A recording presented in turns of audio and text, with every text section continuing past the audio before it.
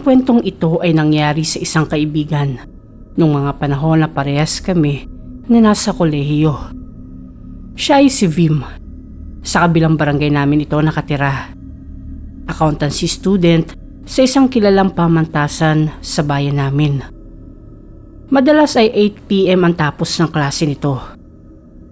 Pagkababa nito sa kanto ay wala nang masasakyan na tricycle papunta doon sa kanila, kaya naglalakad na lamang siya. Mga nasa 1 oras na lakarin din iyon buhat sa amin. Simula first year hanggang sa makatapos siya ay naglalakad lamang ito pa uwi. Nadadaanan niya ang bahay namin at gabi-gabi ay sisipol iyon pag ando na siya sa tapat. Pag narinig ko yon, agad akong lalabas para makipagkwentuhan. Minsan ay inaabot kami ng ilang oras pag napapasarap ang kwento.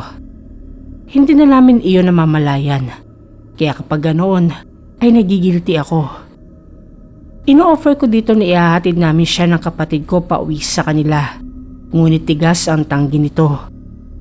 Ilang taon na naging ganoon ang routine ng taong yon. Maraming beses na rin akong nakapunta sa bahay nila. Hindi ganoon karami ang mga tao sa lugar na yon. Malalayo ang agwat ng mga kabahayan. Walang semento ang daan at may ilang bahagi ang malilim dahil sa mayayabong ng mga puno ng kawayan at balete. May isang portion doon sa dinadaanan ni Vim na kahit tirik ang araw ay sadyang may kadiliman. Pag napapadaan ako dito, nakakadama ako ng kakaiba. Iyong paninindigan ka ng balahibo sa hindi mawaring kadahilanan. Tinatawag nila ang lugar na iyon na balsuhan. Meron kasing tistisan ng mga kahoy at coco lumbers doon at katapat niyon ay isang sapa na may malinis na tubig. Minsan ay maagang nakauwi si Vim, mga 4:00 ng hapon. Wala daw kasi ang professor nila sa isang subject. Sakto na nasa balkon namin ako nung dumaan siya, kaya pinapasok muna ito para makapagkwentuhan. Inabutan ko din ito ng mga merienda na turon at juice para mas masaya ang tsikahan. Usual stops lang ang pinag-uusapan namin. May halong academics, lalo sa mga same subjects gaya ng basic accounting at taxation. Hanggang sa napunta sa mga nakakakilabot na bagay ang kwentuhan namin. Hindi naniniwala ang taong iyon sa anumang may kinalaman sa paranormal o kakilakilabot ng mga bagay. Dala na rin ang relihiyon niya. Ngunit nagbago ang pananaw nito dahil sa ilang insidente na naganap sa tuwing uuwi siya ng 10 oras ng gabi. Sinabi pa nito sa akin na hindi daw niya ako pipilitin na maniwala. Sabay sarkastik kong tumawa dahil alam naman niya na imposible iyon. So ito ang kwento. Madalas na napapansin ni Vim ang isang malaking baboy na itim na humaharang sa daraanan niya sa tuwing uuwi siya ng alanganing oras.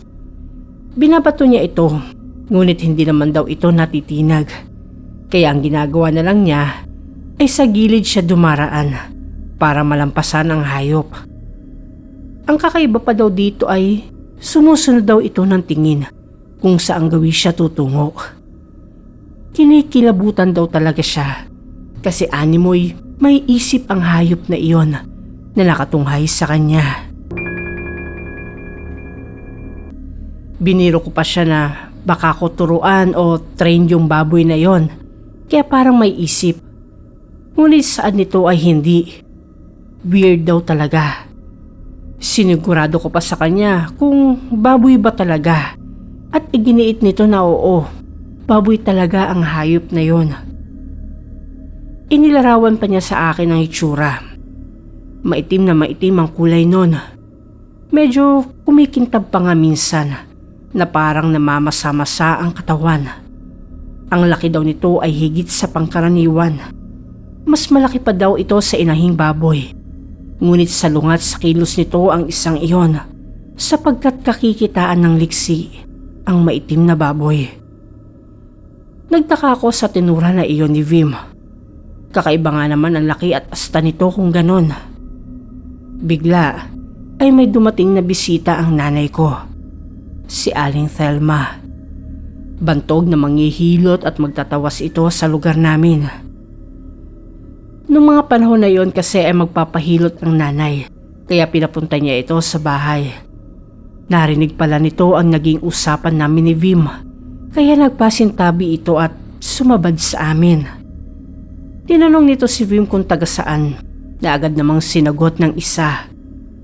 Napahinto saglit ang matanda na tila nag-isip, saka nagsalita pang muli. Anito ay may engkanto na nakatira doon sa gawin na iyon, sa may batis, sa may balsuhan. Saka inilarawan ang bahaging iyon ng lugar. Dagdag pa nito ay madalas din siya makapaggamot sa lugar na iyon dahil sa nagagambala ang ilang elemento na naninirahan sa ilog. Idinagdag pa nito na sa puno ng balete ay nananahan ng isang kapre, kaya madalas mga amoy nasusunog na damo o hindi kaya ay siga sa gawin na iyon. Kitang-kita ko na namilog ang mga mata ni Vim sa tinura ng matanda. Anito ay madalas nga na maamoy ang ganoon sa tuwing napapadaan siya sa pwesto na iyon.